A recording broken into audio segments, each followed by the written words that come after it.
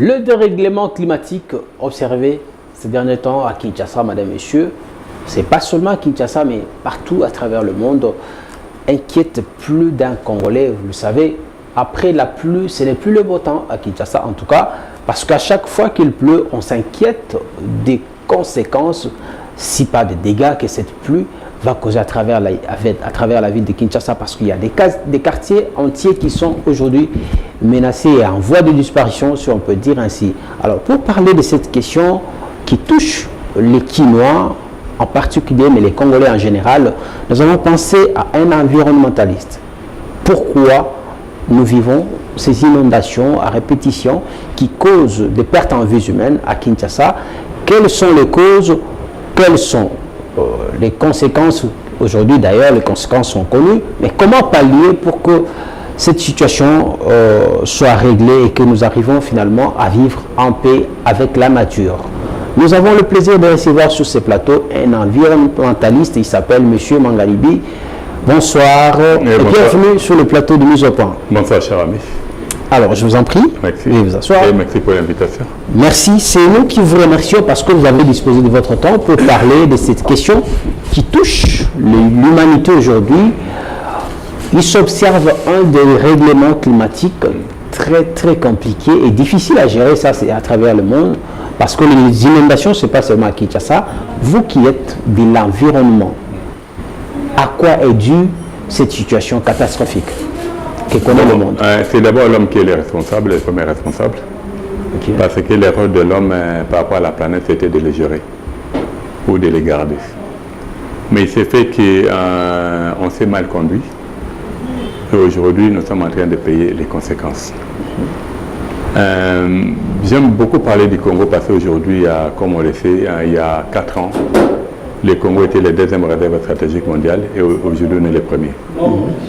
Et nous sommes dans un pays qui a des fleuves et puis beaucoup de rivières, en sachant que nous, Congolais, nous avons une très grande responsabilité par rapport à la planète et qu'on a intérêt à recadrer les choses.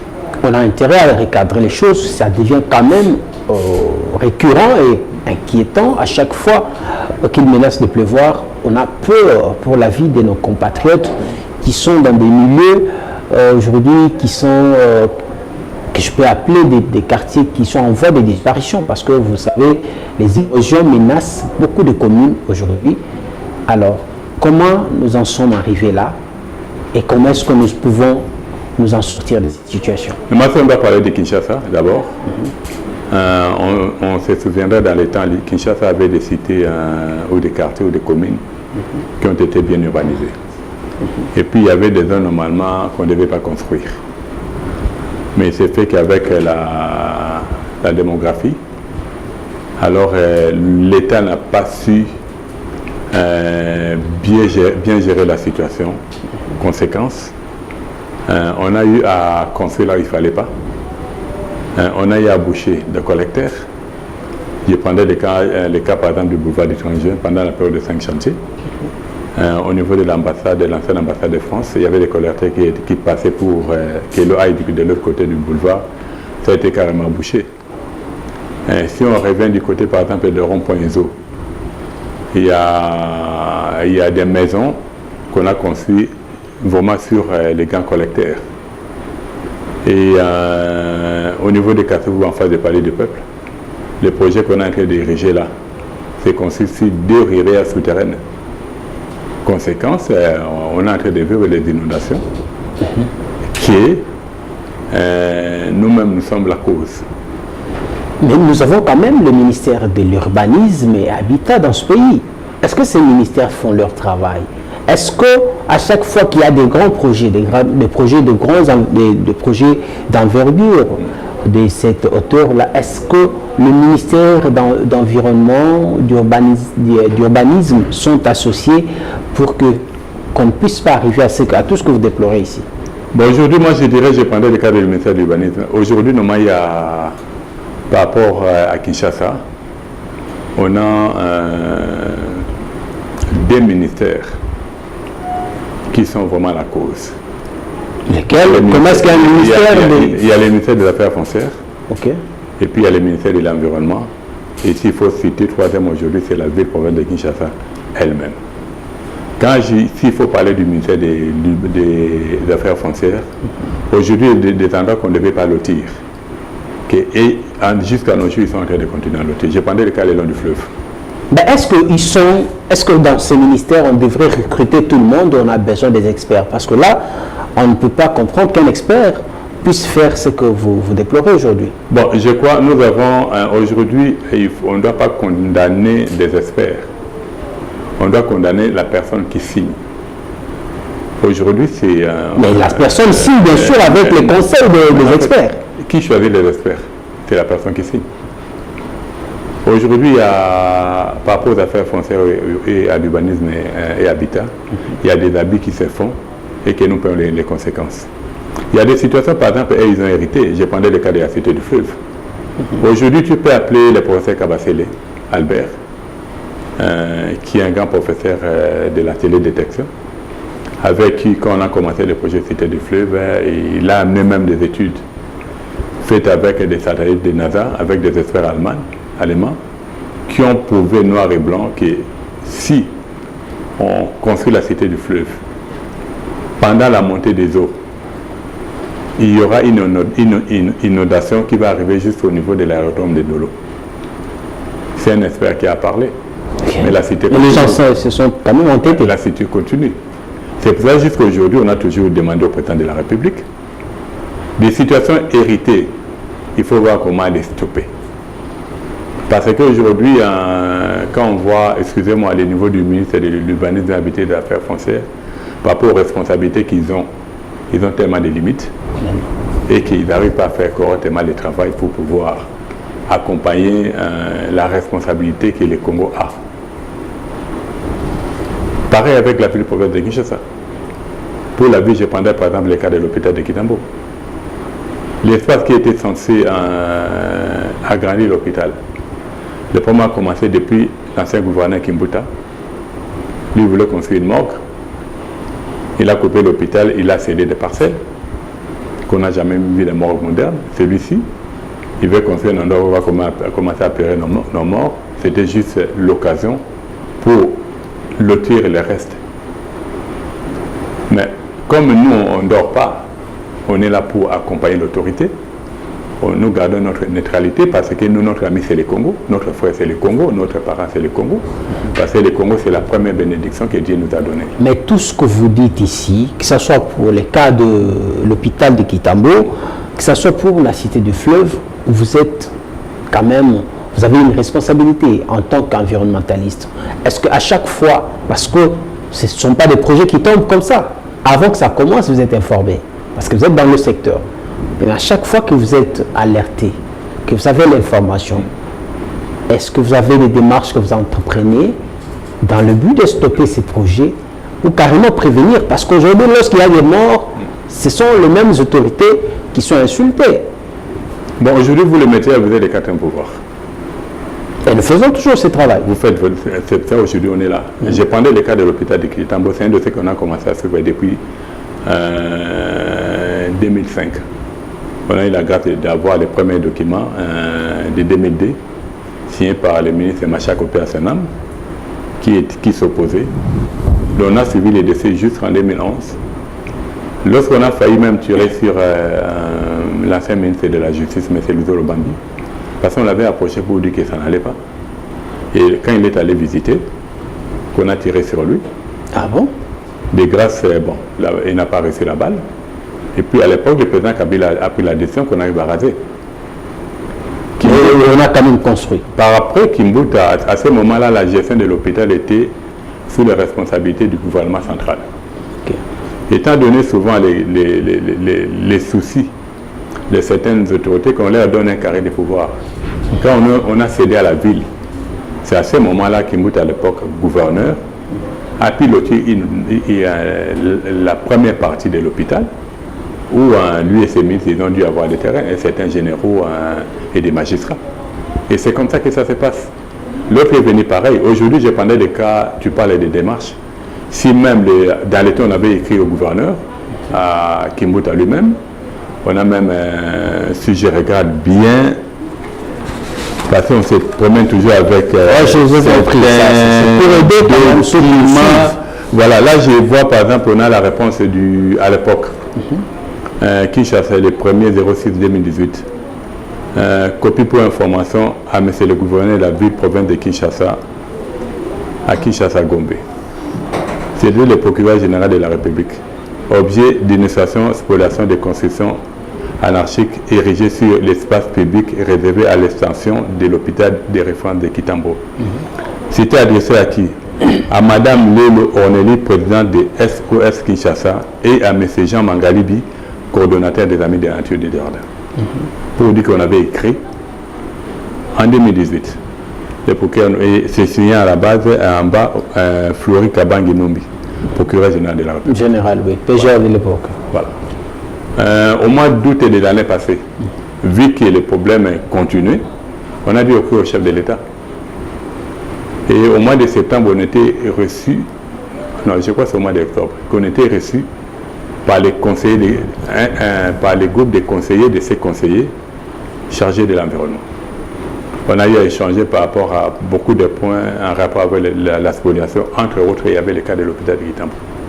Une semaine après, lors du Conseil des ministres, que le président a dû demander à ce qu'on stoppe, que les ministres de l'urbanisme et habitat puissent mener des enquêtes.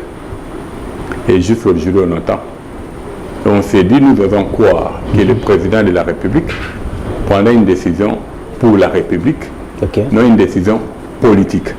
Parce qu'aujourd'hui, la décision pour la République, on doit arriver à raser toutes ces maisons-là, tel qu'on est en train de faire aujourd'hui. Arriver à raser, on va en arriver, parce que ça fait débat. Les Congolais, les Kényans principalement, sont très très indignés, la plupart de ceux qui sont victimes de cette opération, coup de poing. Mais avant d'en arriver, vers Matadi Kibala et autres, on a vu la route nationale qui mène vers le Congo central on a connu une érosion à ces niveaux-là, et ce tronçon est toujours menacé. Après d'autres pluies diluviennes, on a vu encore même le peu qu'on était en train de faire être ramassé encore par les eaux de pluie. Mais qu'est-ce qui peut être fait concrètement? Parce qu'on comprend que la situation devient intenable.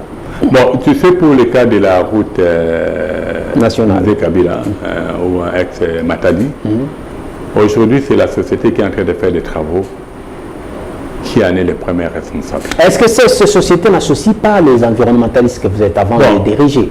Bon, nous, parce que la plupart, ce sont les étrangers qui ne connaissent pas nos réalités. Bon, aujourd'hui, ce sont les étrangers, mais les grands travaux ne sont pas des étrangers. Nous avons l'agence de grands travaux qui contrôle, pour dire que ce ne sont pas des étrangers. Je me souviens, je crois, une semaine avant qu'il y ait des dégâts, le président venait de Mwanda. Nous, on allait à Kouilungongo. On s'est même croisés. Et ces jours-là, si on avait filmé la manière dont cette société-là était en train de faire des travaux, on allait dire qu'on était des prophètes de malheur. Ça, c'est le problème que le Congo a aujourd'hui. La manière dont ils sont en train de faire des travaux, la route à cet endroit-là restera toujours en danger. Parce que nous sommes en 2023. On continue à construire des caniveaux avec des blocs. Ça ne se fait pas. Et puis, surtout lorsqu'on regarde les sables qu'il y a, ce terrain-là, c'est un terrain pratiquement sablonné. Et puis, dans le temps, il n'y avait pas de maisons quand on avait construit des petits caniveaux. Aujourd'hui, il y a des maisons. Pour dire qu'il y a le volume d'eau a augmenté. Sensiblement. Est-ce qu'il faut construire des caniveaux de cette dimension-là? Et les grands travaux est là. Ils ont la bénédiction des grands travaux. Réponse à ce niveau-là. L'entreprise est responsable. Les grands travaux aussi devaient être, les efforts du grand travaux, ACGT devaient être aussi sanctionnés. Parce que si c'était construit dans les normes, on n'allait pas avoir ce qu'on est en train de vivre. Aujourd'hui, je prendrais le cas si cet endroit-là est devenu trop étroit. La terre, les sols et les sous-sols appartiennent à l'État. Pour l'intérêt public, l'État peut arriver à déplacer la route, même de 50 mètres, Ils récupèrent les parcelles. Bon, ils seront dédommagés. Mais vous parlez plus, quand on entend ce que vous dites, surtout en ce qui concerne cette route, vous responsabilisez plus les entreprises qui travaillent pour la construction des routes. Mais est-ce que ce terrain devrait être loti ou c'est un terrain qui devrait rester comme ça inhabité? En fait, on est face à une responsabilité. Je prendrais le cas de la cité Mamoudzou. Parce que c'est un terrain érosif, on sent que... Normalement, il faut des gros moyens. Mais c'est fait que l'État a permis cela. Parce que là, il y a des quartiers. Au cas où on devait payer les taxes, les gens de ces quartiers-là paient aussi leurs taxes.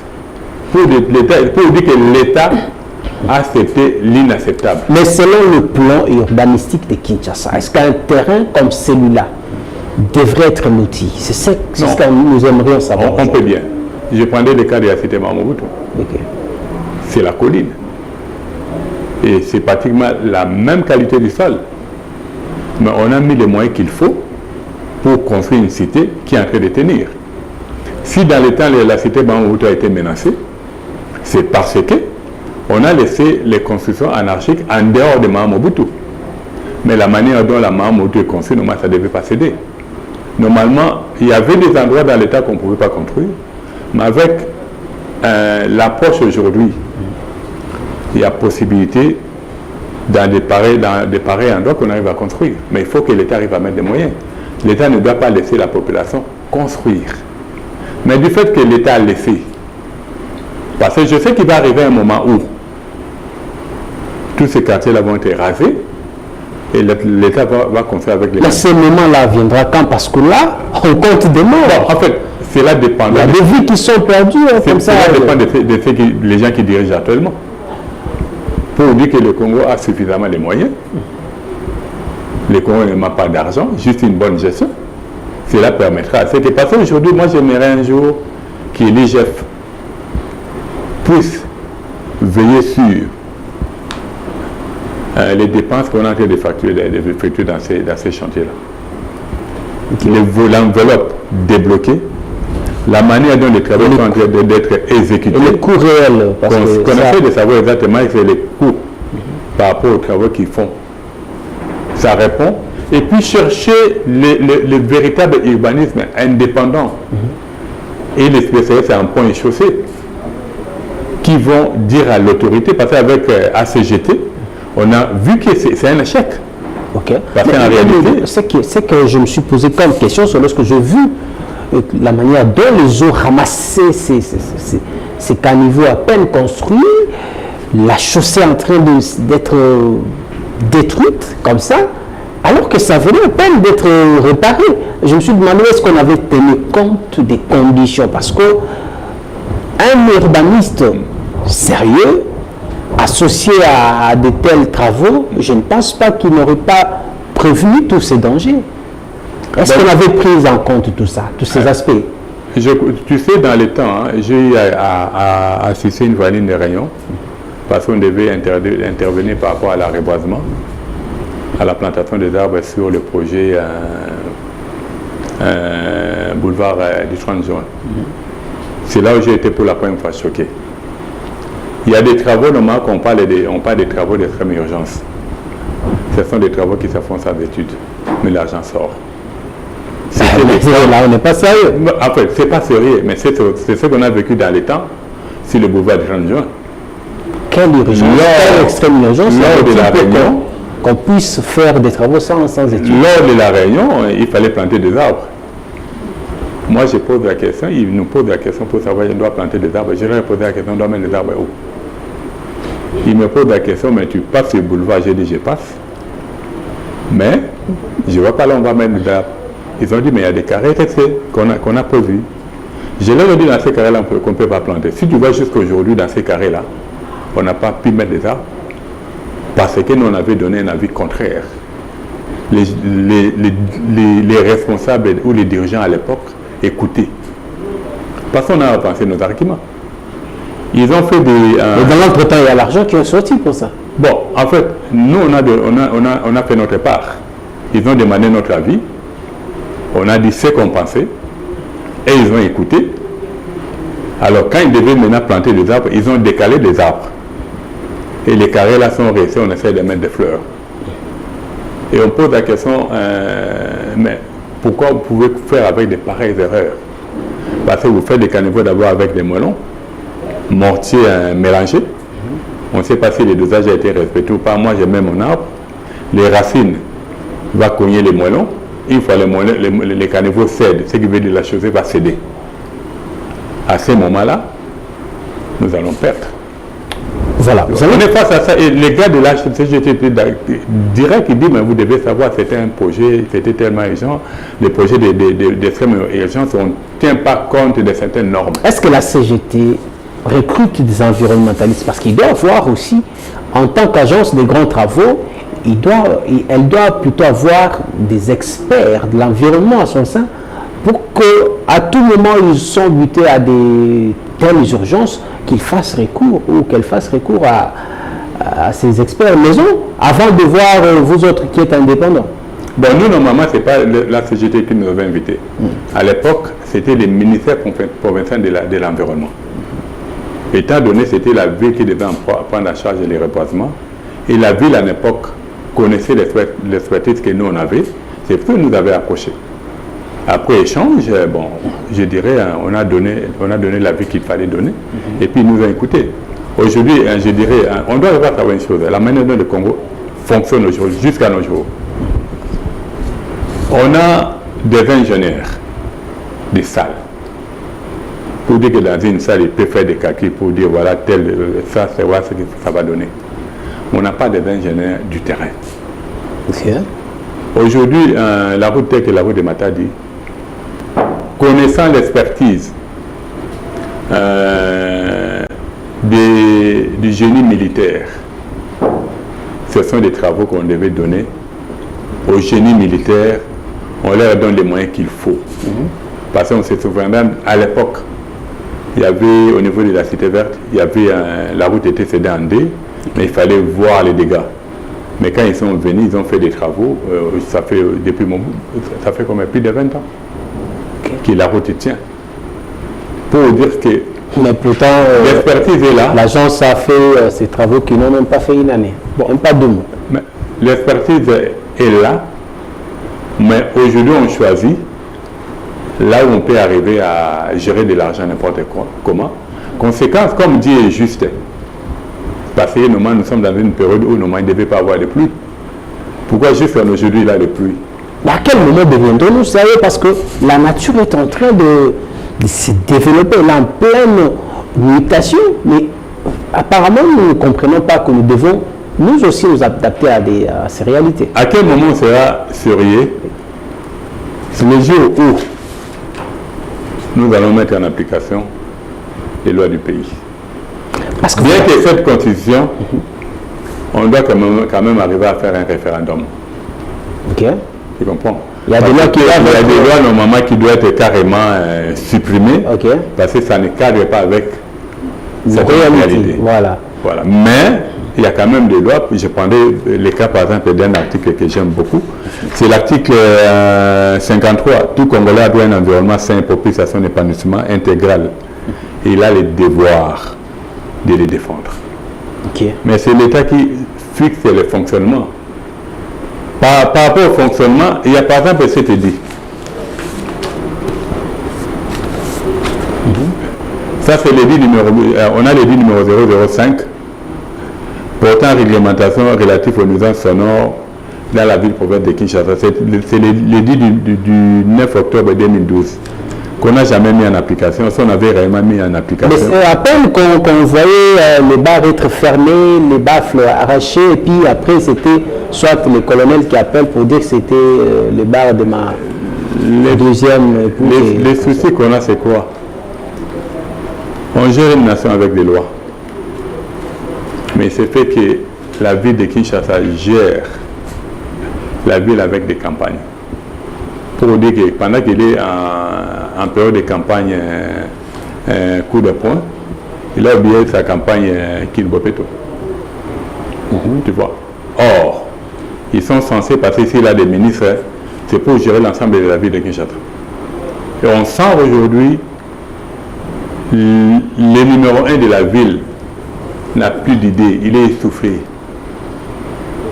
Il est essoufflé. Il est essoufflé, il n'arrive pas, il ne s'en sort pas. Aujourd'hui, on sent quand même cette démolition parce que le vice-gouverneur vient d'être nommé, j'ai Coco. Ah bon? C'est lui qui fait un peu un contrepoids pour qu'on arrive à voir les résultats qu'on est en train de vivre. Si c'était réellement le gouverneur, je ne crois pas qu'on allait arriver là où on est aujourd'hui. Vous avez parlé ici des quartiers entiers qui doivent être rasés parce qu'on doit sauver des vies. Mais d'une part, et puis vous venez de répondre ici à une question pour dire que si nous voulons être sérieux, nous devons avant tout privilégier le respect de la loi, de la Constitution. Mais on parle ici de l'opération Coup de poing qui est en train de faire son bonhomme de chemin dans d'autres quartiers, dans d'autres communes également. Pourtant, on sent que les gens combattent cette opération, mais que vous, environnementalistes, vous saluez. Bon, cette population aujourd'hui, elle est victime. Elle a été arnaquée ou c'est tout simplement elle-même qui s'est retrouvée dans cette cacophonie? Bon, je sais que pour qu'on commence vraiment activement l'opération Coup de poing, c'est quand les présidents sont rentrés dans des États-Unis qu'il a dit maintenant on doit commencer à démolir. On est d'accord, parce que ça c'est ce qui était notre lutte de tous les jours. Okay. Mais c'est fait que sur le terrain, on est en train d'enlever la toiture, les fondations sont là.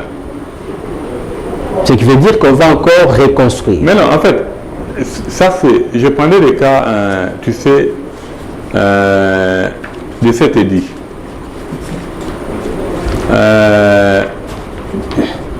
Quand aujourd'hui on est en train de voir exactement comment quitter l'occupation. Mais quand le Congo était totalement sous occupation, les Rwandais nous appelaient des BMV. Ah bon? Voilà. BMV, cela veut dire quoi? B, c'est bière. Musique. M, c'est money. Ah bon? W, c'est women. Okay. Donc les Congolais, ils boivent, ils volent, et ce sont des femmes. Il fait quoi? Ils boivent. Aujourd'hui, pourquoi les Kinois ne sont pas sensibles à ce qui se passe à l'Est? Pourquoi les Kinois ne sont pas... On sent la mobilisation. Non, ils ne sont pas mobilisés. Il faut voir comment les bars sont remplis.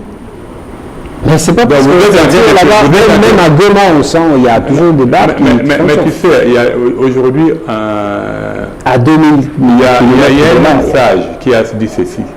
Si tu veux tuer un peuple, il faut détruire son éducation. Tu sais que Kagame a utilisé les armes. Mais ici en RDC, on a utilisé la distraction. Et que quand vous mettez un peuple dans la distraction pendant 20 ans, vous l'avez. C'est ce qu'on est en train de vivre aujourd'hui. On a les 18 ans de Kabila et les 4 ans qu'aujourd'hui le président Félix essaie maintenant de recadrer. Ah mais on dit quand même, là c'est un avis. Non, c'est pas un avis. Parce qu'aujourd'hui, excuse-moi. Parce qu'il y en a qui pensent que Kabila a fait mieux que là, Félix aujourd'hui. Ce sont des gens qui... Et ils souhaitent d'ailleurs qu'il revienne. Ce sont des gens normalement qui n'ont pas compris le rôle du Congo, la mission que le Congo a. Kabila devait être là, il devait faire ce qu'il a fait. Tu comprends? C'était pour permettre à l'homme congolais de prendre conscience.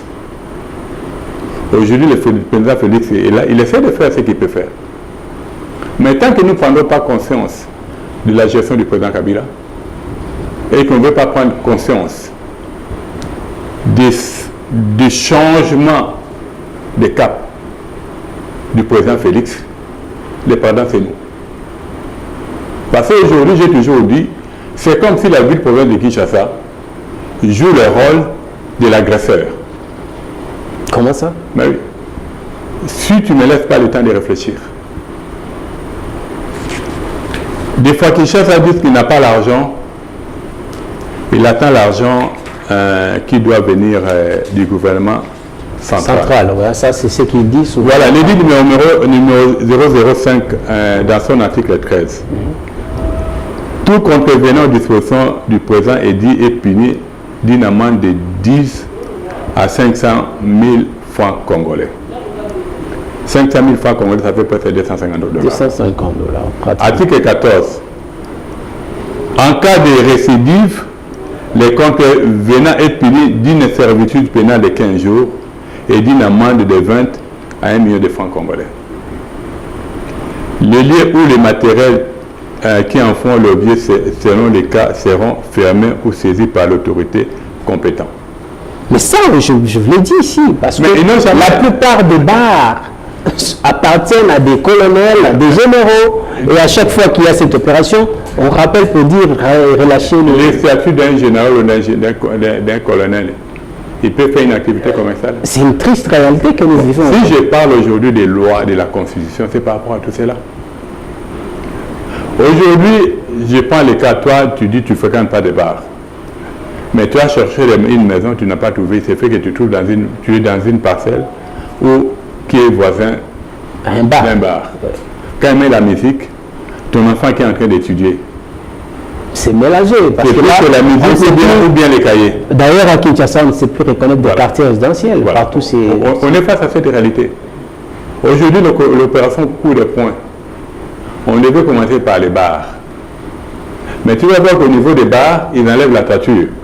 Quand vous rentrez le soir, il faut trouver les chaises. Les chaises reviennent. Mais attendez, vous dites, c'est vrai que vous responsabilisez plus l'État et puis la population s'en compte dans tout ça.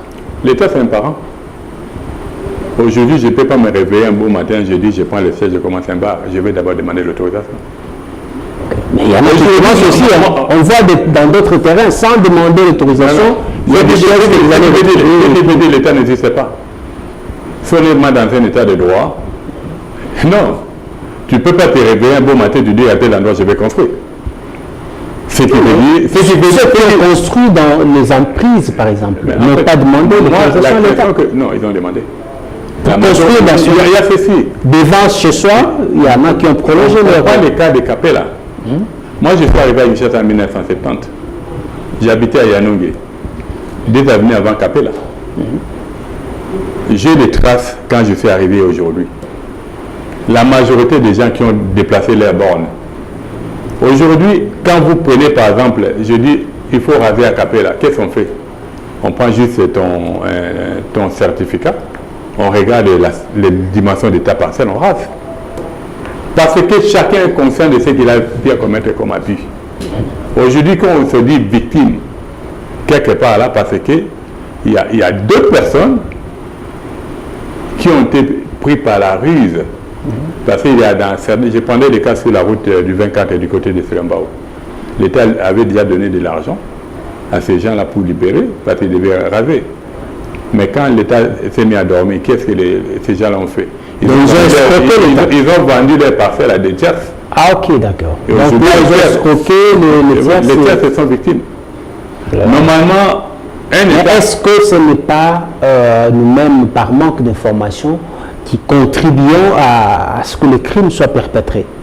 Tu sais que parce que par exemple, dans ces cas que vous venez d'évoquer, quelqu'un qui suit l'information ne ferait pas une telle bourde. Mais non, parce qu'on n'informe pas, ça le problème. Aujourd'hui, prenons le cas des gens qui ont aujourd'hui assis à l'hôpital de Kinshasa, de Kitambo. Okay.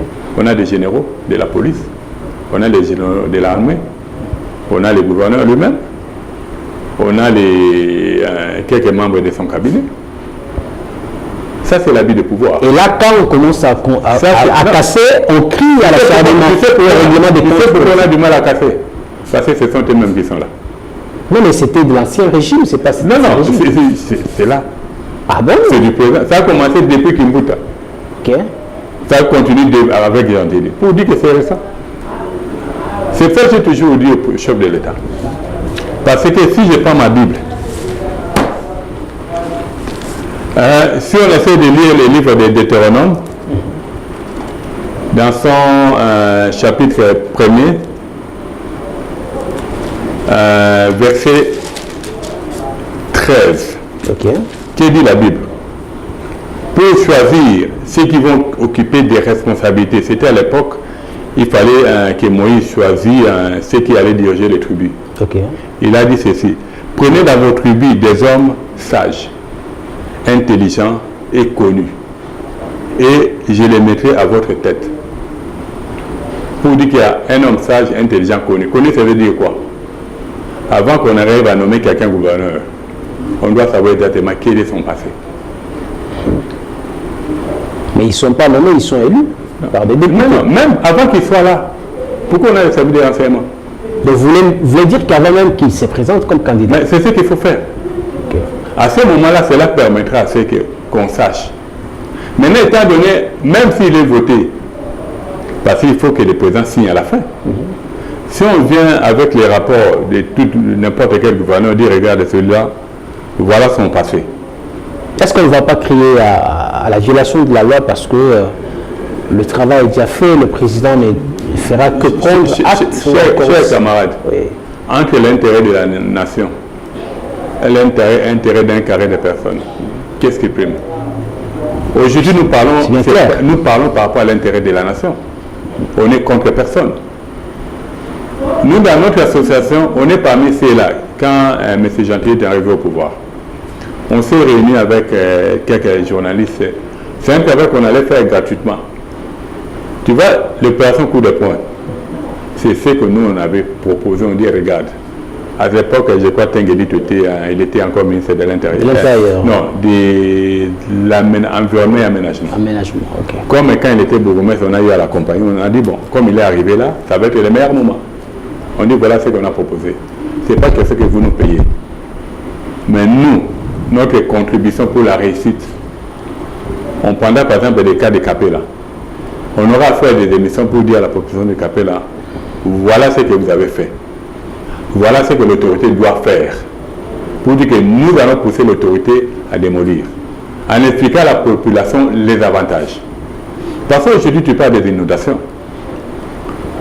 Tu vois, quand il y a des emprises... C'est partout, hein, même dans des endroits où vous ne voyez pas ces gens... Quand il y a des emprises, l'emprise est constituée de quoi? Il y a la partie asphaltée et la partie qui va jusqu'au niveau du mur de clôture de la personne qui habite sur l'avenue. La partie là, où souvent il y a de la verdure, c'est censé passer par exemple, je dirais, des tuyaux de la régie des eaux ou des câbles de la SNEL. On peut mettre des arbres ou un jour on peut élargir la route. Et non seulement ça joue, ce n'est pas son unique rôle. Au cas où il y a des pluies, ça a le temps d'absorber une partie des eaux. Mais quand vous l'occupez avec des bétons, en sachant que l'urbanisation au Congo aujourd'hui, ce n'est pas comme c'était dans le temps.